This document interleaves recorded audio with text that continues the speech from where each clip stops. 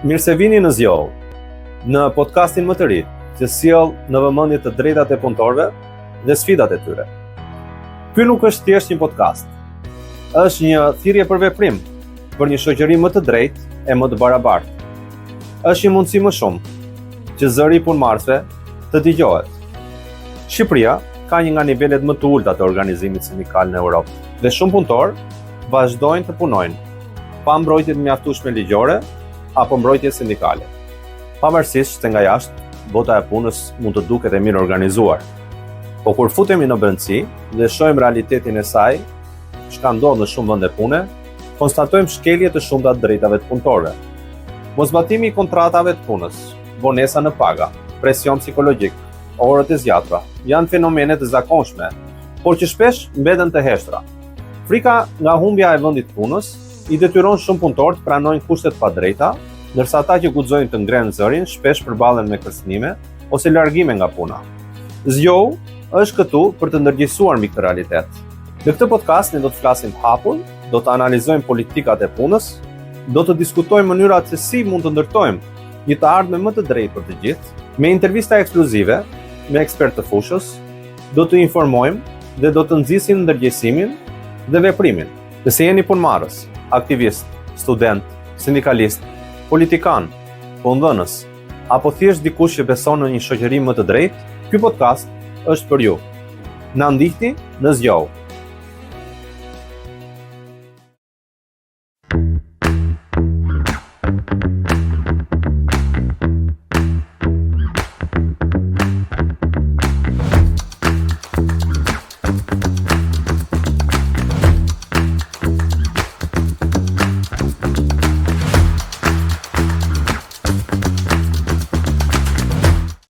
Përshëndetje nga unë Renato Muçaj dhe mirë se vini në këtë seri bisedash kur do të flasim për botën e punës.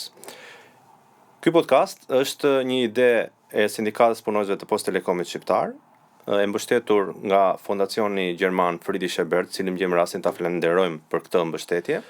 Në këtë episod të parë të këtij podcasti kemi vendosur që të flasim për historikun e sindikatave, për të parë një le të themi nga A-ja për të parë sindikatat se kur kanë filluar ato në Shqipëri dhe për këtë kemi marrë në referim studimin që ka bërë Fondacioni Friedrich Ebert. Ky studim është trajtuar nga dy historian shumë të mirë, do të thosha unë, që kemi ne në Shqipëri, zoti Dorian Koçi dhe zoti Marin Glen Kasmit, cilin e kemi edhe të ftuarin ton të parë sot në këtë podcast. Zoti Marin Glen, faleminderit që keni pranuar ftesën dhe paçi kemi në mbar në këtë podcast të parë. Najsi, sigurisht është rast për të mbajtur mend, po e filloni me mua. Në fakt, shtyr edhe nga ajo çka unë bashkë me kolegun Koçi Dorian kemi bërë, pra që shkruam ose tentuam të bëjmë një përmbledhje të historikut të zhvillimit sindikal në Shqipëri, që padyshim ngelet një, sikurse e thash pak më përpara, një ngacmim i parë i cili ka nevojë të plotësohet. Nga ajo që kam parë është një studim, le të themi, shumë i kompletuar, por unë përpara se të kaloja te pjesa e studimit dhe t'ju pyesja se si erdhi kjo ide dhe si u arrit ky punim, doja të qofte edhe për ata që na ndjekin, dy fjalë për ju. Ju keni mbaruar, se ishte shumë surprizuese për mua kur lexova CV-n tuaj, keni mbaruar shkollën, keni qenë pjesë e Akademisë Skënderbej nga vitet 95-97, pastaj keni vazhduar në Gjermani, mos gaboj, në Dresden, dhe aty jeni diplomuar në vitin 99, pastaj jeni rikthyer përsëri në Akademinë Skënderbej dhe ku keni punuar disa vite dhe sot dhe më pas studimet për historinë në Universitetin Helmut Schmidt në Hamburg, përsëri në kuadër, pra unë kam qenë i dërguar nga shteti shqiptar. Jam ndër ata të pakët që nga patur mundësinë, shansin, sigurisht edhe për zgjedhja që ishte e tillë, për të studiuar në këto institucione arsimore të Bundeswehrit gjerman. Nga erdhi ky ndryshim nga ushtria tek historia, ishte pasion historia apo pasion padyshim që ka qenë një nga dekët e mia apo lëndet preferuara që në shkollë, por që kjo hyn në politikat arsimore që përdor shteti gjerman për sa i përket oficerave të vet. Pasi diplomon si oficer, u jep mundësinë të arsimohen edhe në një diplomë të dytë në drejtim civil, me qëllim që kur mos jesh më në ushtri, sikurse edhe unë nuk jam, të kesh një profesion tjetër që punon. Kështu që është një metodë që po e aplikon edhe ushtria shqiptare, do të thënë, dhe është shumë e mirë në pikpamje të përgatitjes. Kështu që ajo që më bën mua të qëndroj tani edhe të merrem me histori është pikërisht arsimimi pra në Gjermani si historian apo të themi si studiues i kësaj fushe. Dua të kthehem tani te pjesa e historisë. Historia është ajo, le të themi, udhërfysi jon që ne i referohemi her pas here që qoftë edhe për lëvizje sindikale, qoftë për këtë studim që ju keni bërë, që a është bërë mirë, a është bërë keq më përpara. Si lindi ideja e këtij vëllimit? Ishte ideja juaj apo në bashkëpunim me fondacionin? Në bashkëpunim me fondacionin Friedrich Ebert, duke patur parasysh sigurisht edhe angazhimin e tij, sikurse ju e theksuat që në krye të fjalës dhe kontributin që ai ka për sa i përket këtyre jo vetëm studimeve, por edhe atyre të themi çështjeve të cilat në Shqipëri nuk janë trajtuar shumë dhe kryesisht padyshim të majta, duke ditur që dhe Friedrich Ebert Stiftung është një organizatë e tillë apo që socialdemokrate. Kështu që ishte e nevojshme sepse ne flasim sot për sindikatat, ne flasim sot për punëtorinë në tërsinë e saj, pra sigurisht jo në kuptimin e mirëfill të fjalës, sepse sot gjërat janë modernizuar, por si çdo gjë ka historinë e vet. Dhe duhet shikojmë se si ka ardhur deri këtu ky zhvillim. Sigurisht që sindikalizmi në Shqipëri është një gjetje e vonë, në kuptimin e krahasuar me vendet e tjera, me vendet perëndimore. Është një gjetje e vonë, duke patur parasysh që edhe zhvillimi i Shqipërisë në këtë drejtim është pak më i vonuar se sa vendet e tjera. Jo për fajt shqiptarëve, por më tepër për arsye të atij zhvillimi dhe të atij rendi që Shqipëria që e detyruar të kalonte. Duhet kemi parasysh pra që pa dashur të pa problem, ndihuni lirë që të flisni, por unë doja t'ju ngacmoja sepse ne titullin e episodit sot e kemi sindikata në Shqipëri mbi 100 vite luftë për të drejtat e tyre. Ashtu siç po ju po e përmendit, janë diku tek vitet, le të themi, pjesa e rilindjes kombëtare 1900 që fillojnë dhe ato lëvizjet e para sindikaliste. Kemi lëvizje përpara viteve 1900 apo 1905, 1902, Shkodra për shembull ka qenë një qendër e këtyre lëvizjeve sindikale, mund t'i marrim si vitet fillestare, kur ne mund t'i themi një tuaj që në këto vite ka filluar lëvizjet tona sindikale. Konceptet e para, pra referuar asaj dhe ju që thatë për sa i përket socialdemokracisë në tërsinë e saj, ku edhe sindikalizmi është pjesë e saj, duke qenë që mbështet klasën punëtore apo punëtorinë asaj kohe në kuadër të artikulimit dhe të ruajtjeve të drejtave tyre, zën fill pra me frashëllin, pra me rilindje kombëtare. Duhet thënë që padyshim është një reflektim edhe i revolucionit industrial atë çka kishte filluar në perëndim me organizimet e para sindikale të cilat datojnë më herës në Shqipëri. Pra ne nëse flasim për rilindjen jemi në gjysmën e dytë të shekullit XIX, ndërkohë që në perëndim këto lëvizje ishin disa 10 vjeçar shumë më të hershme, por në pikpamjet të organizimit apo të shenjave të para sindikale ne referohemi gjithmonë qytetit Shkodrës, pra vitit 1902, vitit 1905, dhe në një formë më të plot padyshim sindikalizmi në tërsinë e tij në Shqipëri shfaqet mbas viteve 20 dhe kjo ka arsye, por pse Shkodra mund të lini me të drejtë pyetja çfarë kishte Shkodra të veçantë? Po, këtë do të pyesja pse Shkodra? Sepse ne folëm pak më përpara për përjardhjen edhe për mënyrën se si ishte organizuar jeta politike, sociale, ekonomike në Shqipëri. Shkodra është ndër qytetet, ndër qendrat e kemi atë sistemin e feudal të esnafëve që trashëguam nga perandoria osmane. Ne trashëguam një sistem i cili shkonte deri në organizimin e zejeve apo esnafët që përbënin këto zeje, të cilat në thelb janë shfaqur dhe në perëndim që me organizimet e mesjetës vonë. Pra çdo profesion, çdo zanat, çdo themi drejtim i kësaj punëtorie dore ishte organizuar në zejet e veta me një qëllim shumë të thjeshtë, pra që të mbajmë dhe të mbrojmë njëri tjetrin. Jo më tepër në atë kuptim që do të merrte sindikalizmi në shekullin e 20, pra ku apo më vonë kur organizimet shkojnë më shumë sa kaq. Edhe në Shqipëri kemi forma të tilla, sepse padyshim që reflektime të tilla gjenden në ato qendra tregtare, ato qendra të zhvilluara urbane që ne patëm në këtë kohë, ku Shkodra padyshim është një ndër ato të dalluara, po është Berati, është Korça padyshim. Pra shikojmë të gjitha qytetet ku ka patur më shumë ndikime nga perëndimi. Shkodra në fillim vitet 1900 ka patur një lloj industrializimi në thonjza. Disa fabrika e duhanit, fabrika e lëkurave, një fabrik makaronash, po ashtu edhe linja prodhimi artizane. Me sa mbaj mendur nga libri juaj ka pasur dhe një prodhim të barkave dhe përmendesh që bënin dhe eksport barkash drejt Malit të Zi. Shitje në Malit të Zi. Kështu që në Shkodër ishin kushtet më të përshtatshme.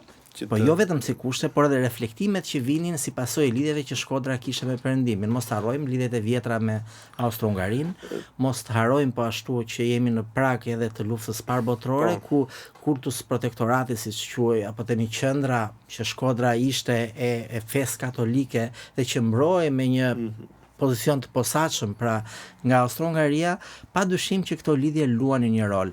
Në po të njëjtin nivel ne shikojmë në vitet 20-30 qytetin e dytë të madh të zhvilluar në këtë drejtim sindikalizmi që është Korça. Pra aty ku kishte qytetari, aty ku kishte prodhim, kishte një lloj industrializimi, të themi në fillesat e veta embrional, aty shfaqen edhe shenjat e para të sindikatave shqiptare si një domosdoshmëri e vetë kohës për të organizuar me qëllim ruajtjen e të drejtave të punëtorëve, pra të këtyre zejeve fillim. Po, a kemi ne një informacion se kur filluan të organizoheshin punëtorët zeje, ata zanaçin, le të themi, të këtyre kohëra, çfarë kërkesash kishte pak a shumë në një lloj kërkese specifike, sepse zakonisht kur organizohen punëtorët kanë një problem dhe kërkojnë diçka. Patjetër. Edhe në Shqipëri ka kaluar, pra sindikatat kanë kaluar në të njëjtat faza sikurse edhe në perëndim. Sigurisht, sikurse thamë në një kohë pak më të vonuar. Fillesat e para janë për ruajtjen e drejtave të tyre. Kushte pune, orari punës, pagesa, pra të gjitha ato që çojnë në, të themi, në mirëqenien e punëtorit. Por padyshim me kalimin e kohës fillon dhe politizimi i sindikatave. Edhe ju më thatë pak më përpara që kur do ishin fillesat e sindikalizmit. Unë do thosha që fillesat ne mund të quanim ose mund të konsiderohen për mendimin tim momenti koha kur sindikatat veprojnë. Pra kur kalojnë në grev, kur fillojnë grupohen dhe të grupuar artikulojnë të drejtat kërkesat e tyre ndaj punëdhënësit. Kështu që vitet 20 do thosha unë janë fillesat e një sindikalizmi nga embrional pak me i përhapur dhe qëndrueshëm në Shqipëri.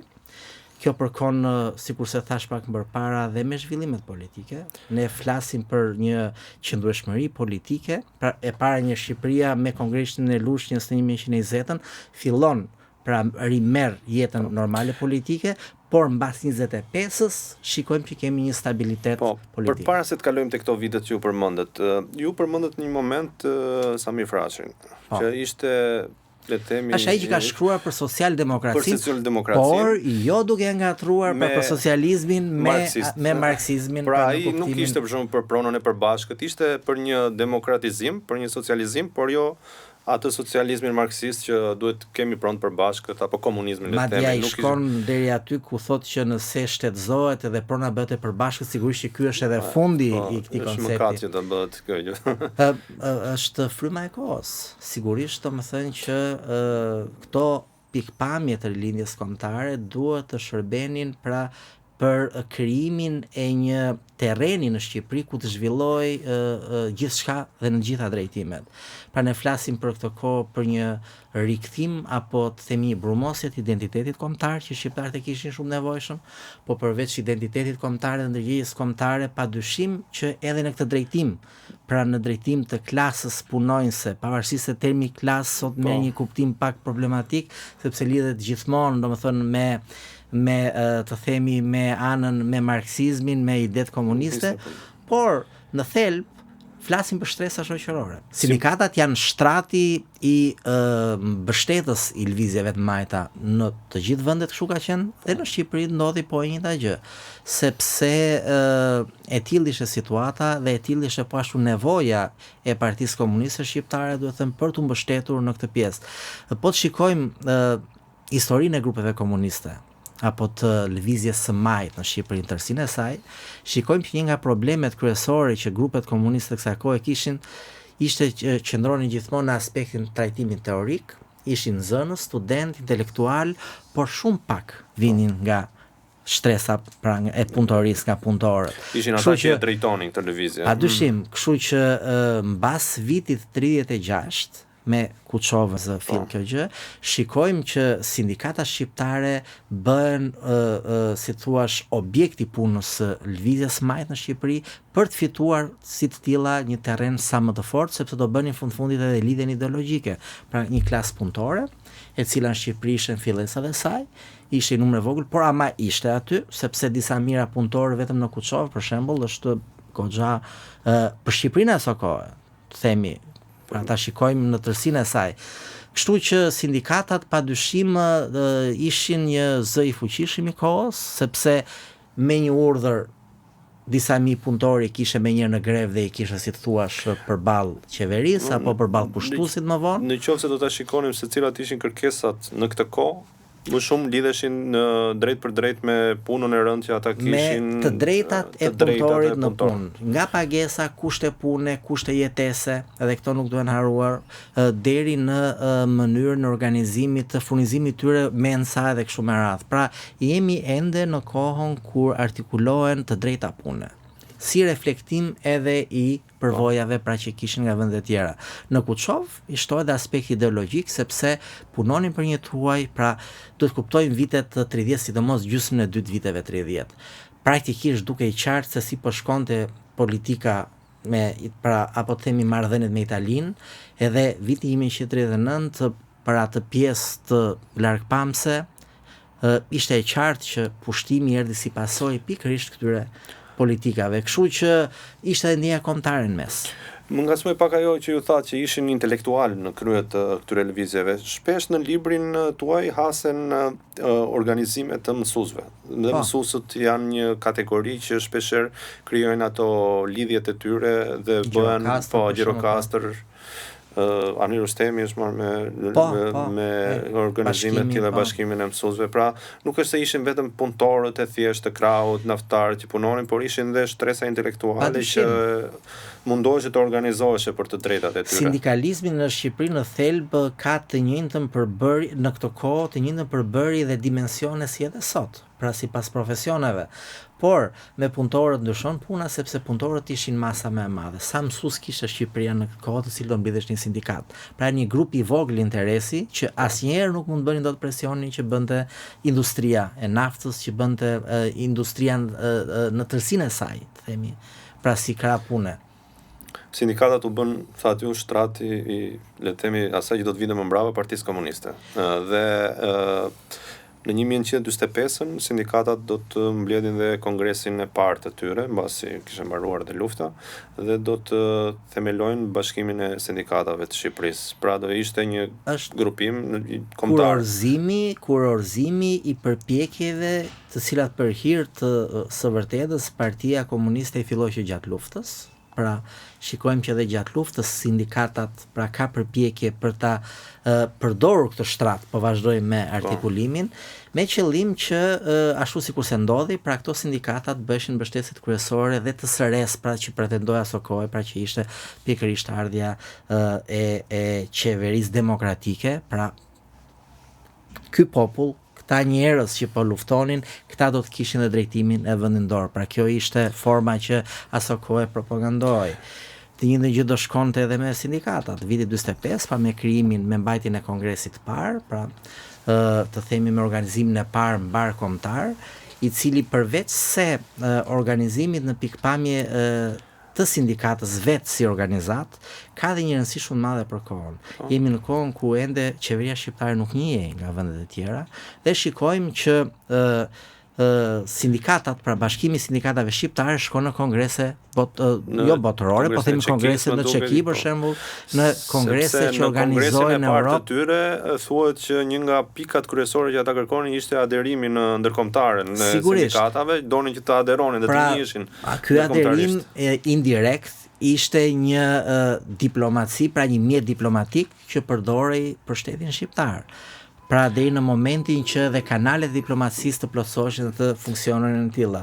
Duhet të thënë diçka. Në PAM duket një personazh që është dhe drejtuesi i bashkimit të parë të sindikatave, Tuk Jakova, që ishte shumë vinte nga lëvizja sindikale dhe u angazhua shumë edhe në lëvizjen ndërkombëtare të sindikatave. Padyshim, dhe nuk duhet të harrojmë se mund shkohet pyetja pse Tuk Jakova. Sigurisht Tuk Jakova ishte një antar i grupit komunist të Shkodrës, pra një komunist me përvojë, një komunist që vinte nga radhat e punëtorëve, pra që kishte qenë i angazhuar me lëvizjen punëtore që para luftës, gjatë luftës dhe po ashtu pjesërisht edhe pas luftës, dhe mos harrojmë që ishte një personazh historik, ishte një person i cili njihej dhe që përfaqësonte diçka në këtë organizim. Pra lidhi përvojën, nuk vinte nga hiçi, lidhi përvojën e tij si sindikalist me aktivitetin e tij si komunist, apo si themi mbante dhe funksione të tjera shumë të rëndësishme, mos harrojmë. Pra nuk ishte që antar i byros politike, pra nuk është se ishte vetëm i angazhuar me sindikatat. Kështu që ishte person i dur për partinë, për frontin edhe në kohë për të punuar me sindikatat. Po, vërehet që shumë nga këta drejtues sindikatash për që përmenden në libër, më pas vjen Pilo Peristeri, të gjithë kaluan edhe drejtues, le të themi, në Partinë Komuniste apo morën detyra dhe në një farë mënyrë partia arriti që ta merrte në kontroll edhe atë lëvizje që u duk në fillim si demokratike të sindikatave, por pastaj nuk kishte nga të venin. Të ndryshe. Megjithatë duhet ndajmë dy momente për sa i përket. Kjo ka ndodhur në kongresin e dytë, duket kur formuan bashkimet profesionale. Praktikisht me formimin e bashkimeve profesionale vjen ideologjizimi i këtyre bashkimeve, pra sindikatave, po përdorim termin e parë, ku praktikisht lëvizja ku punëtorët, pra kjo klasë punëtore vjet tërësisht në shërbim të qëllimeve të partisë shtet. Por duhet të theksojmë dhe aspektin tjetër. Kjo është ana pra është ideologjizimi dhe vendosja në funksion të partisë shtet. Por po ashtu duhet të themi shumë qartë që pavarësisht këtij përdorimi që bëj për arsye politike dhe pushteti, qartazi, duhet të themi që në këtë kohë bashkimet profesionale po ashtu përjetuan një lloj jo vetëm organizimi, por po ashtu edhe ishin deri diku mjete të mbrojtjes së vërtet të drejtave të punëtorit, pa të klasës punëtore. Sepse kemi qartë pra përveç ligjeve, kemi dhe akte nënligjore, rregullore pune, të cilat ndërhynin bashkimet profesionale. Pra bashkimet profesionale nuk ishin pa zë për sa i përket të drejtave të klasës punëtore, por gjithmonë brenda asaj mburoje që nuk duhet të prekej, pra kur vjen puna tek idetë dhe ideologjia, por të drejtat e punëtorit ishin të mbrojtura, që nga orari i punës, e drejta leja e zakonshme, kushtet e punës, kushtet teknike. Pra unë mendoj, pavarësisht se ndonjëherë kjo duket e shprehur fort, po ashtu si respektoheshin rregullat teknike në këtë kohë, mendoj se sot është një sfidë shumë e madhe për punëdhënësit që ti respektojnë deri në atë rregullat teknike dhe kualifikimet që ndërmerrnin punëtorët. Pra janë dy aspekte që shkojnë për krah njëri tjetrit, ku qartazi klasa punëtore është padyshim vazhdon të jetë mbarësi kryesor i ndërtimit socializmit në Shqipëri, se në fakt në kushte ndërton. Ideja e krijimit njeriu të mirë, socializmit. Kjo pastaj do ndërthurej me aspekte tjera, pra njeriu i ri në aspektin ideologjik, i cili duhet të jetë kompatibël, po përdoron një fjalë shumë moderne, me atë çka përfaqëson vetë klasa punëtore, pra punëtori. Sigurisht në fund fare rezultoi një eksperiment për sa i përket sepse çfarë është njeriu i ri, hajde diskutojmë tani, domethënë a mund të bëhet njeri i ri. Gjithsesi ju e përmendët disi në fjalën tuaj dhe ato në atë periudhë u munduan që të bëjnë atë rolin e tyre. Patën disa benefite, le të themi, real, po përdor një fjalë moderne, benefite punojësit në atë kohë. Sa ata mundoheshin deri tek strehimi, u krijuan këto qytetet, le të themi, ku kishim industri, të gjitha aspektet e jetës, pra praktikisht bashkimet profesionale me të gjithë organizimin e tyre që kishin më pas, synonin dhe kishin për objektiv kryesor të siguronin pra të gjithë paketën e plot mbështetëse që i duhet punëtori shqiptar, klasë punëtore, nga strehimi edhe shumë gjëra tjera. Kjo sa mirë do ishte që ta kishim dhe në ditët e Sigurisht sotme kjo që është- sindikatat të merreshin dhe me problemet e strehimit të njerëzve, gjithsesi jemi në një sistem tjetër pastaj Sigurisht në kapitalist. probleme të tjera, por që përderisa e ngasmove vetë këtë temë, unë do thosha që duke mos folur në mënyrë absolute, sigurisht, mendoj që sindikalizmi shqiptar është ende në fillesat e veta. Pra nuk është ende një sindikalizëm i cili vjen i qëndrueshëm duke u përgjigjur sfidës dhe kushteve të kohës për sa i përket punëmarrësit. Kjo jo vetëm për shkak të problemeve që ka Shqipëria në aspektin e fazës tranzicionale në demokraci, por më shumë për arsye të skaluarës dhe të mungesës së përvojës së gjithë sindikalizmit vërtet në Shqipëri. Sepse ne folëm për fillesat që vitet 20-30, ai sa mund të bëjë në këtë kohë, por për fillesa të vonuara në një vend që nuk e kishte njohur këtë përvojë në aspektin organizativ si perëndim, folëm për bashkimet profesionale të cilat vijnë padyshim është një hap edhe cilësor po doni në kuptimin e organizimit të drejtave të klasës punëtore, të punëtorëve pavarësisht se ishin në mbikëqyrje ato prapë pavarësisht se kishin, por u mungonte një element shumë i rëndësishëm, u mungonte zëri për të dalë kundër asaj çka nuk kishte parashikuar në këtë sistem. Pra, praktikisht i siguroheshin kushte shumë të mira pune në aspektin teknik, por kaq. Ndërkohë që sot sindikatat funksionojnë ose duhet funksionojnë me të gjitha drejtat e tyre. Duke filluar nga detyra parësore për mbrojtjen e drejtave të punëtorëve, pra të punojësve të tyre, dhe deri në një artikulim i fuqishëm edhe politik. Për të ndikuar në politik. Këtu pastaj e kanë shumë të dobët prishet puna sepse janë interesat mes. Unë këtë doja t'ju pyesja, po ju pak a shumë e zauruat se çfarë mësimesh mund të nxjerrë le të themi brezi i ri i sindikalistëve ose sindikatave nga historia, sepse është shumë interesante kur lexon librin që aty shikon njerëz që ju rrezikoheshe jeta, njerëz që përndriqeshin, që edhe ishin internuar për shkak të atyre protestave dhe prapë ata vazhdonin kërkonin të drejtat e tyre dhe ngriheshin. Sot kemi një, le të themi, një pasivitet, sot nuk kemi një ekonomi aq të madhe, të industrializuar, kuptohet që ekonomia jonë nuk është aq e madhe sa mund të kemi organizime masive. Por që kemi një kuptim tjetër. Njerëzit presin që sindikatat do të bëjnë atë revolucionin, por unë nuk e shoh kështu, e shoh që kemi organizime në vende të ndryshme pune, se ndonjëherë ndodh që dhe këto nuk reklamohen aq shumë. Ka fitore të vogla që sindikatat mund të bëjnë në ndërmarrje, ka protesta që mund të bëhen, ka gjëra që fitohen.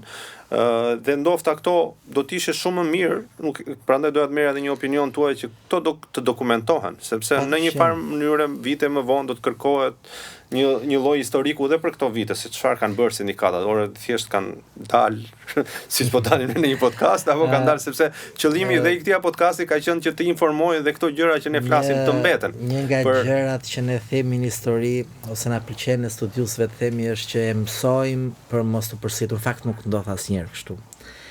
Sepse ne sigurisht i flasim edhe kritikojmë të kaluarën, por historia tregon që nuk ndikohet nga këto gjëra. Kështu që është rast ideal ky.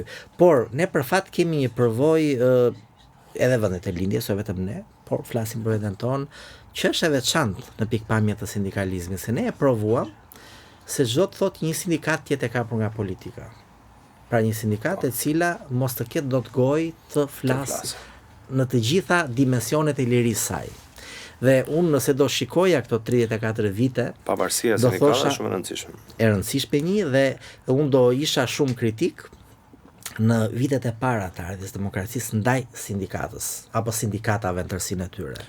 Kalimi nga bashkimet profesionale në sindikata kishin mundësinë që të zhvilloheshin më mirë. Pra aty mundësia e këtyre sindikatave, po përsëri është një rrjedhim sepse ishte një sindikat pagoj në kuptimin edhe jo më të aftë se të tjerët për sa i përket asaj hapje që u bë, por në një dimension po ta shikosh, nëse këto sindikata do kishin qëndruar më fort ndaj disa dëmtimeve prishjeve, shkatrimeve, mbylljes së shumë vendeve të punës edhe të themi fabrikave, uzinave, të cilat ndoshta do kishin qenë efikase, ishin në punë dhe mund të kishin vazhduar punën duke u zëvendësuar teknologjinë e asaj pjesë që ishte e vjetëruar në mënyrë graduale, duke punuar e duke fituar sikurse ndodhi në vende të tjera.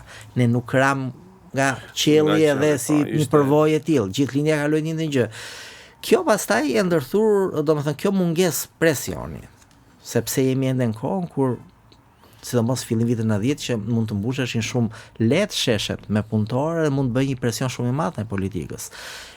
Këtu pastaj politika bëri pikërisht vazhdoi me një mënyrë ashtu sikurse ishte mësuar në 45 vjet, që me element saktuar duke përdorur presionin, joshjen që ka qenë duhet të hapur, joshja që u bë sindikatave me prona, me benefite që i përfituan në njerëz saktuar, po jo sindikatat, bëri që këto sindikatat vinë sot ndoshta jo në formatin e tyre më të artikuluar për sa i përket të drejtave dhe ruajtjes tyre, por që për mua ka një zhvillim edhe ky podcast që po bëhet sot, padyshim që është një copëz e vogël është një pozitive që zhvillohet për informim, sa më shumë të flasim për këto tema aq më mirë, sepse për botën e punës ndonjëherë flitet shumë pak. Ndërkohë që njeriu një pjesë të mirë të jetës, mos them gjysmën e jetës, e kalon në marrëdhënie pune. Absolutisht.